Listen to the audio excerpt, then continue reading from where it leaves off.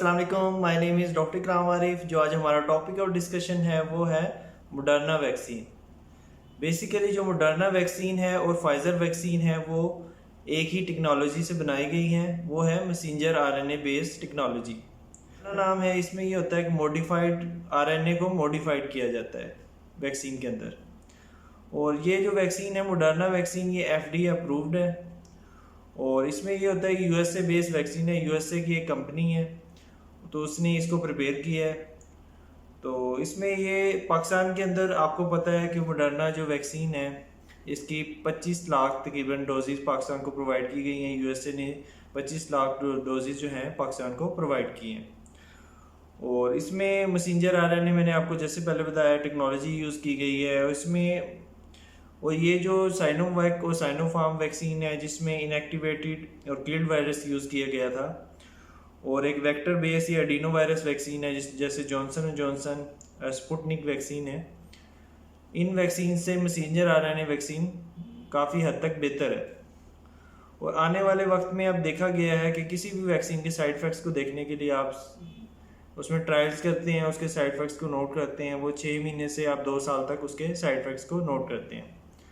अब उसमें देखा गया है कि इसके जो साइड इफ़ेक्ट्स है इसको देखा जाएगा तो उसमें हो सकता है कि आने वाले वक्त में या 4-5 साल में जो आपकी जो इनएक्टिवेटेड जो साइनोवैक है, साइनोफार्म है या आपकी स्पुतनिक या जॉनसन जॉनसन वैक्सीन है उसको मैसेंजर आरएनए वैक्सीन उसको रिप्लेस कर ले।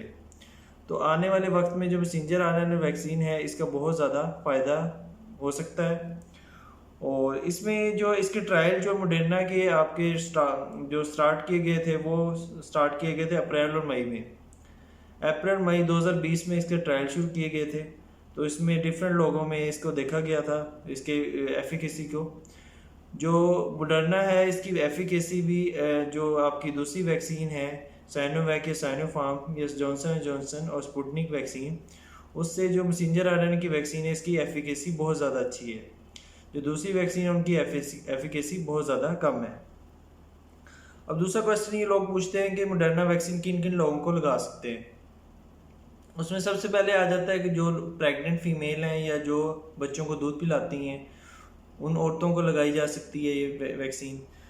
दूसरी ये है कि इसकी इंडिकेशन ये है कि वो लोग जिनकी 18 साल से उम्र ज़्यादा है और वो बाहर जाना चाहते हैं, फॉरेन कंट्रीज़ में जाना चाहते हैं, मतलब कोई अपना वीज़ा वगैरह लगवा के, जैसे फॉरेन कंट्री कुछ कंट्रीज़ में है चाइना की वैक्सीन वो उसको मतलब उसको नहीं मान रहे तो आप ये इसके अंदर ये मॉडर्ना वैक्सीन लगवा के आप बाहर जा सकते हैं।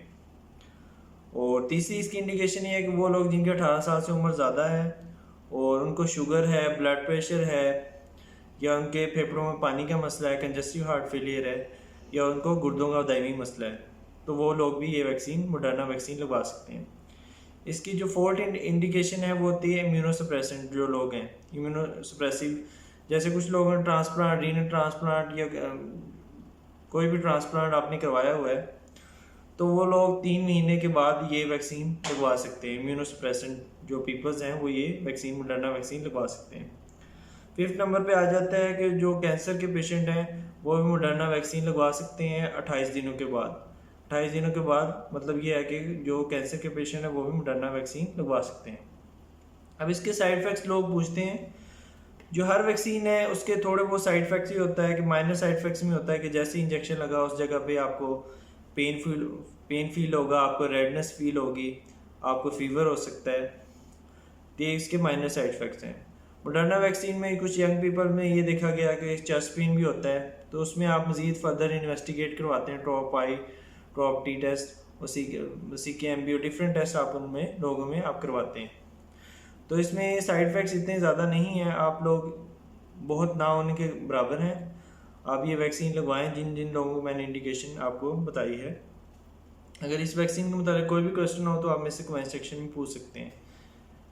मेरी वीडियो पसंद आए तो इसको ज़रूर लाइक कीजिएगा और शेयर कीजिएगा और चैनल को ज़रूर सब्सक्राइब कीजिएगा। थैंक यू, अल्लाह हाफिज़।